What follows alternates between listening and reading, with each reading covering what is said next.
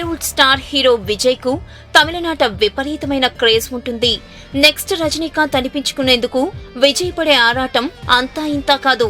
అలాగే super star Rajinikanth ను తలైవా అని అందరూ పిలుచుకుంటే విజయ్ ను ఇళయ దళపతి అంటూ ఉంటారు. ఇక్కడ పవనిజం ను కాపీ అనాల్సిన పరిస్థితి ఎందుకొచ్చిందంటే ఇప్పుడు అక్కడ కొత్త యుజం మొదలైంది. అదే దళపతి యుజం. అది కూడా 24 ఏళ్లు పూర్తయిందట. 1992 డిసెంబర్ 4న విజయ్ హీరోగా నటించిన మొదటి సినిమా నాలయ తీర్పు విడుదలైంది. ఇప్పటికీ ఆ మూవీ వచ్చి 24 ఏళ్లు పూర్తి కావడంతో పవన్ కళ్యాణ్ పేరుతో పవనిజం మాదిరిగా 24 ఏళ్ల దళపతి యుజం అంటూ కొత్త కాన్సెప్ట్ ట్రెండింగ్ చేస్తున్నారు. నిజానికి పవన్ కంటే 4 ఏళ్ల ముందే విజయ్ తెరంగేట్రం చేశాడు. కానీ స్టార్ హీరో ఇమేజ్ అందుకోవడానికి మాత్రం కాస్త టైం పట్టినా తిరుగులేని ఇమేజ్ తో దూసుకుపోతున్నాడు.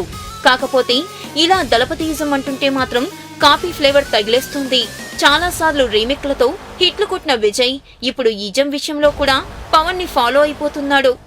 ఈ వీడియో కనుక మీకు నచ్చినట్టయితే లైక్ చేయండి, షేర్ చేయండి, సబ్స్క్రైబ్ చేసుకోండి.